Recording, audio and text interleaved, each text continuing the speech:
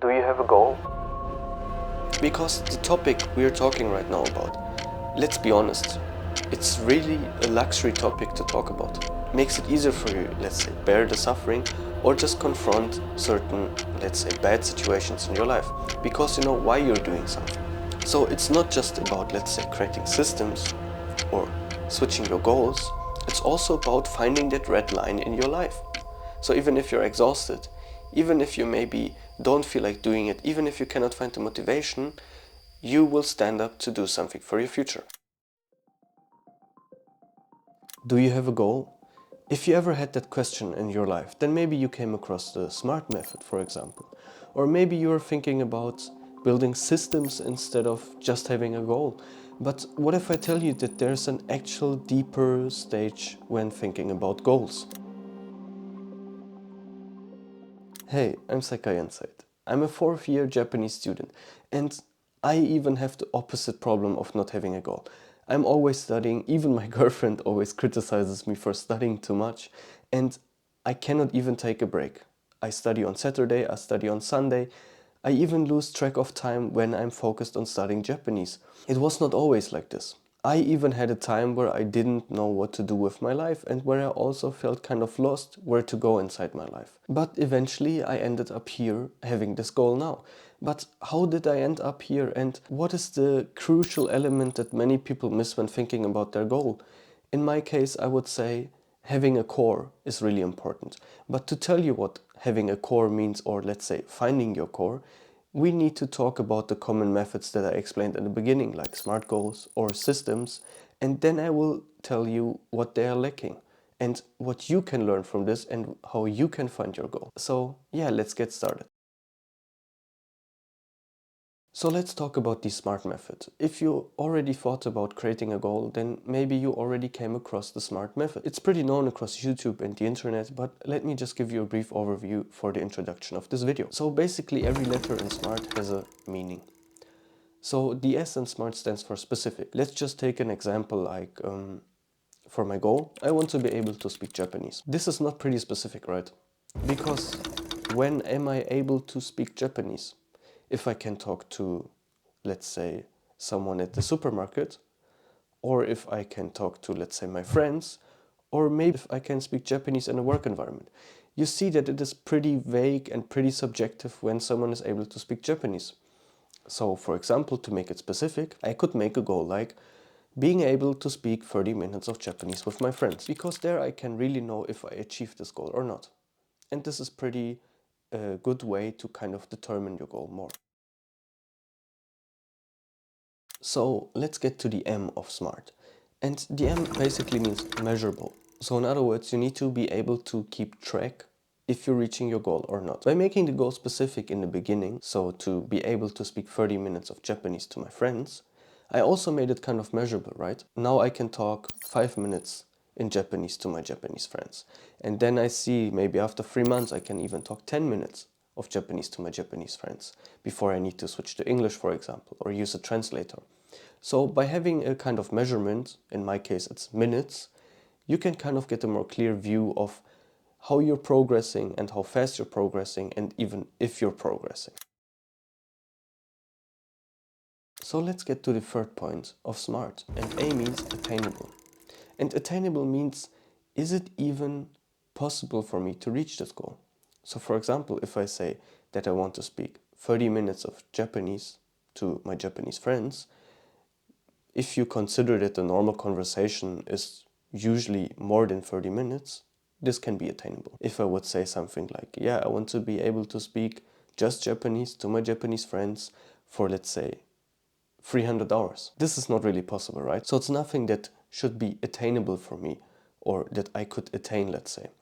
So in this case, you need to have like a time frame, let's say, that's maybe other people reach before you or that maybe you feel comfortable reaching one day.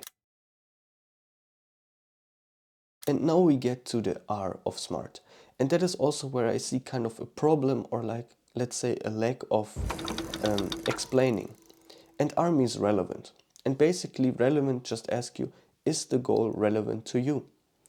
And let me just ask you, do you have a goal right now that is relevant to you?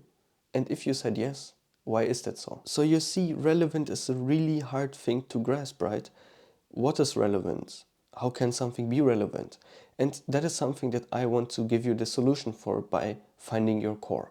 That is something I will explain in the later part of the video. Just keep in mind that finding your relevance right now is kind of hard, right?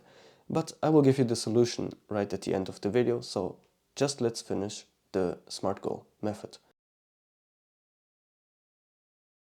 So T basically means time bound, and time bound means you give your goal like a time frame, and not a time frame like I said before for, let's say, determining if you achieve it or not, but to give it a kind of space to say, okay, it needs this amount of time. So let's say, for example, that I want to speak 30 minutes to my Japanese friends in a conversation without switching to English. For example, I could research in the internet that the most people that are able to speak Japanese, or let's say are able to speak Japanese in a casual environment, need about 2 years to reach it. So I would say, okay, I will give it a time frame of 2 years from now on. So I can kind of keep more track if I'm really in the right timing. For example, if I already learned 1 year of Japanese and I see, okay, I still can just speak 5 minutes of conversations, even though I should be at, let's say, 15 minutes already because it's half the time frame, and other people usually get there in 2 years, then you should ask yourself again, am I doing something wrong? Is it something personal? Do I need to make the time frame longer? Or is maybe my study method not productive enough? And that is how you can also, let's say, not just like have your goal, but also like upgrade your goal. And there are also two things that sometimes get mentioned with the SMART method and sometimes don't get mentioned. And those are evaluate and reward.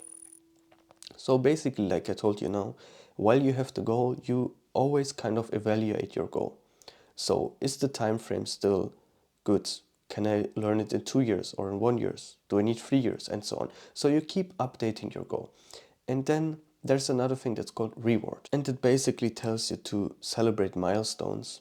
So let's say if you say to speak 30 minutes of Japanese to your Japanese friends, you just say, okay, instead of be able to speak 30 minutes in 2 years, let's say 15 minutes in 1 year. Or let's just say round about 1 minute every month. So by kind of making the big goal into some smaller steps, it's also easier for you to feel some rewards.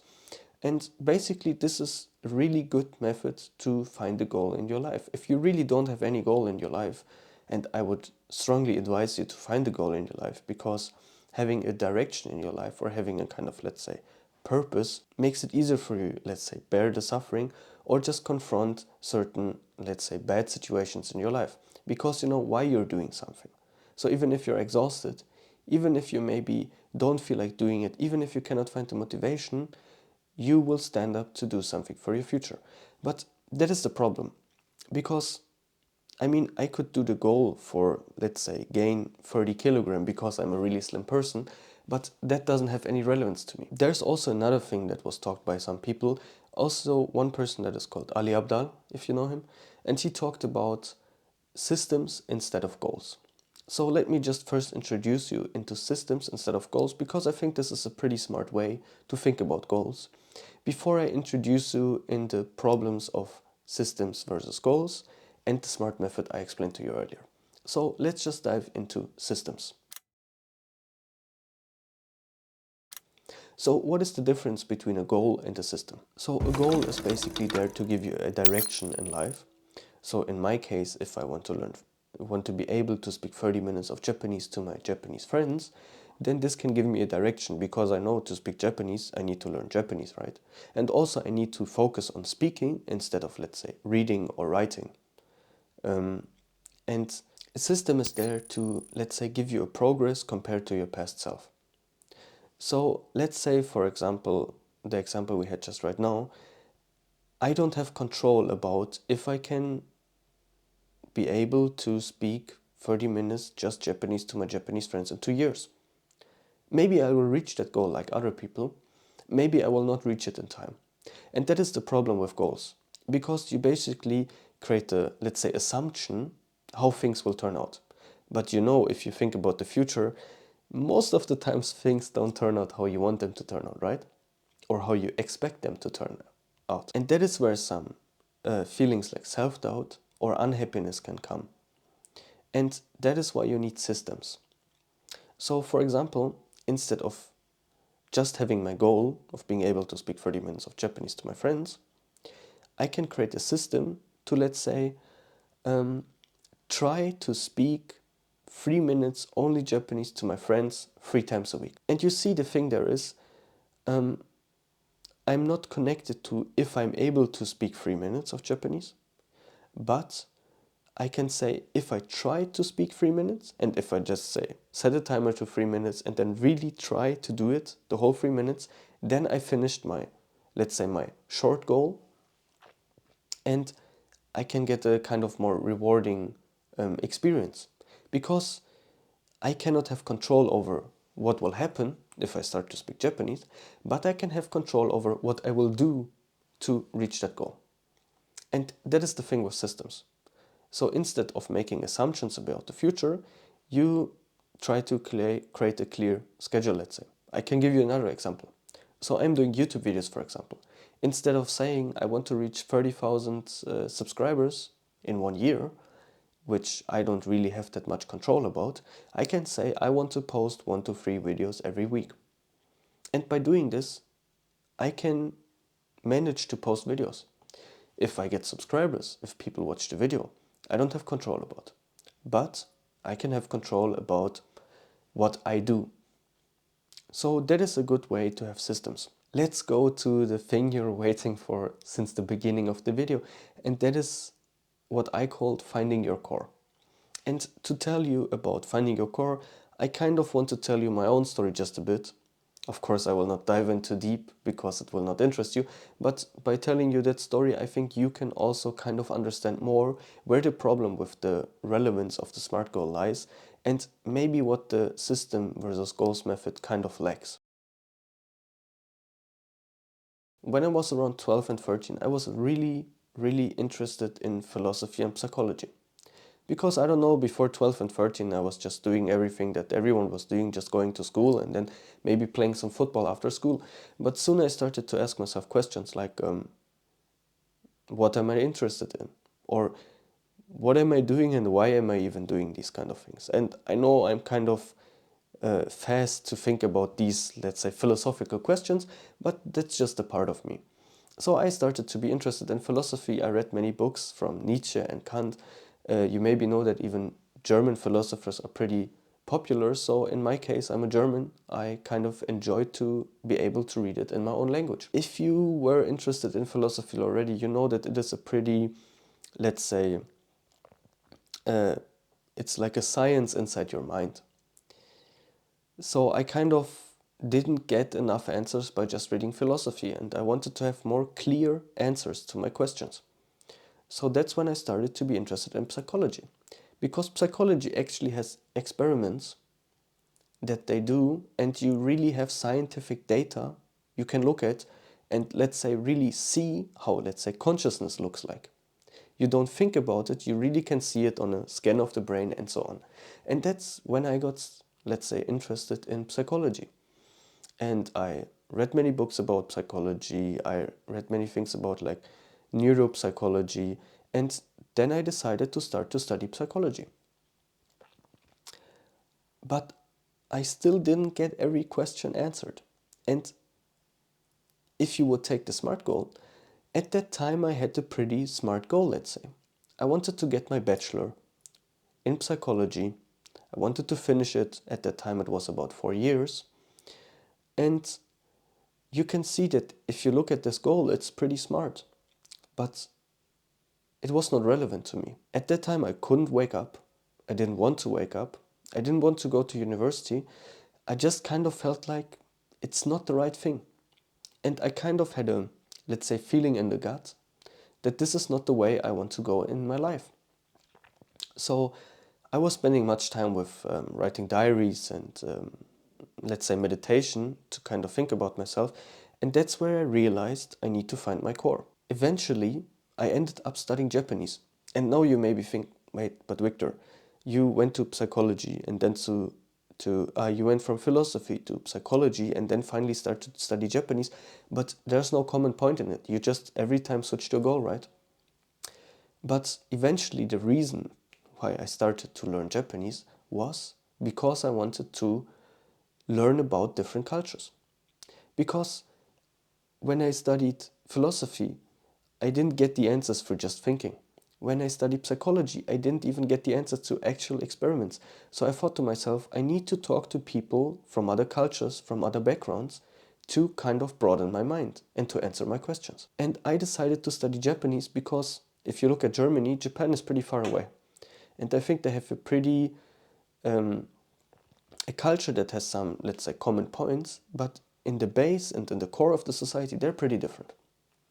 So my goal was to learn Japanese, not because I liked the language, because actually in school my worst grades were in languages, but because I wanted to be able to speak to people from the other world.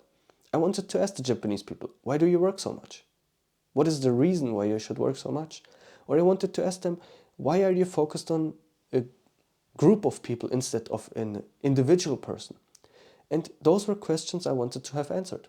And this was the reason why I wanted to be able to speak Japanese. And in this case, you could say, okay, you lost your goal first and then you found another goal. But there is something that I think many people lack when they think about goals, and that's your core. And now I will introduce you to my core.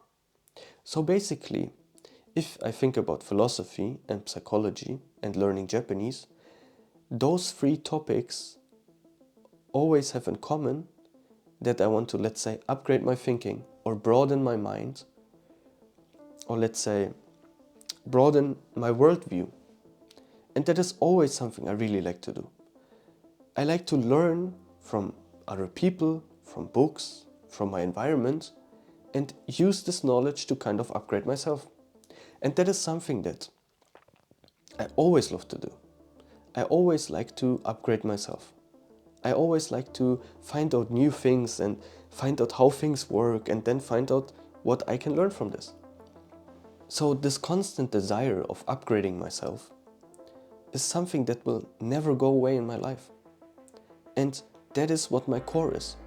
Your core is basically like a, let's say, red line that goes through your life, let's say from the beginning of around 12, 13, I would say, and that connects to every goal you had in the meantime. So it's not just about, let's say, creating systems or switching your goals, it's also about finding that red line in your life. Because, let me say it like this, every one of you knows what the midlife crisis is, right? So you start to get old, I don't know it yet, but you start to get old and then you kind of get the feeling like something is wrong. And many people, even many goal-oriented people, let's say want to achieve something and they worked hard for it, they end up at their 40s or 50s and then they kind of see, what am I doing here? And this is, in my opinion, an effect of not finding your red line. You can create a goal and you can create a goal that is achievable for you and that you can do, but in my opinion, it needs to be relevant to you. And relevant means finding your core, finding your red line that goes through your life. Or let me say it in other words, because the topic we're talking right now about, let's be honest, it's really a luxury topic to talk about. And that's what I call a core. And of course, there are different approaches to life, and I know that there are people that maybe have different, let's say, ways of living. But in my case, what I saw is that people usually get happy if they find a goal, and also the happiest people are really people that are conscious to themselves, that try to understand their history, that try to understand how they work, what they really want to achieve, what they always wanted to achieve, and kind of mix it together inside a goal that is rooted in a core. And that is basically my advice I can give to you. And also a small disclaimer. How many people in this world don't even have the opportunity to say, I want to achieve what I really want to achieve, or I want to work because I want to do this and not because I need the money. Some people really need to watch out to have their paycheck for the next month. And also, let's say my study course. I think if I wouldn't have been born in Germany, I wouldn't be able to study Japanese language. And that is something that I think we always also should keep in mind. But also, if you're a person that is in this situation right now, of course, it's not easy to change your current situation, but you can change your view on the situation. So let's take my example from now. I chose to study Japanese to, let's say, learn about different cultures to upgrade my own way of thinking. But I don't just need to do it by, let's say, studying Japanese. I could also be a teacher that learns from the children that come to class and expose me to new generational ideas. Or let's say, for example, that I would have a really hard job, let's say cleaning the streets outside. I don't want to say that it's a worse thing than, let's say, studying Japanese. There's no worse or good. It depends on you what fits better to you. But let's say I couldn't decide what to do and I landed in the situation that I needed to, let's say, clean the streets outside.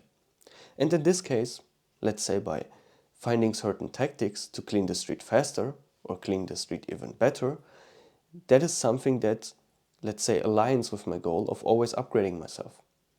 So for example, I can also set a timer every week where I say, okay, this time I took 5 minutes to clean this place. So this time I want to do it in 4 minutes and 30 seconds. And well, let's say it's not the best example that I took here, but I think you know what I mean. It's maybe you cannot change your current situation. And I know it's really hard to change your situation. And not many people have the privilege to do it. But you can change the view you have on your situation. And by really getting inside yourself and really understanding your history and your thinking, you can try to make your goal not just smart or not just adding systems to your goal, but really adding roots to your goal. So even when a harsh storm is coming, your tree will not collapse. It will stand there and endure the storm until the sun is coming again. So to kind of conclude this topic, it is by finding your goal, your core, your smart methods, your purpose. Let's input every word you want to input inside here, whatever you want to call it, that keeps you pushing through everyday situation. And basically your core is your compass that helps you navigating through even the harshest storms. So yeah, I hope with this topic I could give you a kind of deeper level or a deeper understanding of what even a goal is or what the purpose is. And at the end, you can just give that answer to yourself. So I'm not your guru, I'm just a guide. I can just tell you how I managed to find my goal and how I managed to feel happy with what I'm pursuing right now. And if you're still unsure about what your goal really is, or if you want to find out more about how to create your goal, I actually made a free workbook. You can find it here somewhere, or I will put the link in the description. It's about 50 pages and it will talk about more aspects of goals and a bit more in depth and a bit more clear how goals really work. Because I think that everyone in this world should have the opportunity to think about what they really want to do in their life and to pursue that dream. So that's why I made this free workbook and I would be happy if you read it. So yeah, thank you for listening. Have a great day. また今度よろしくね。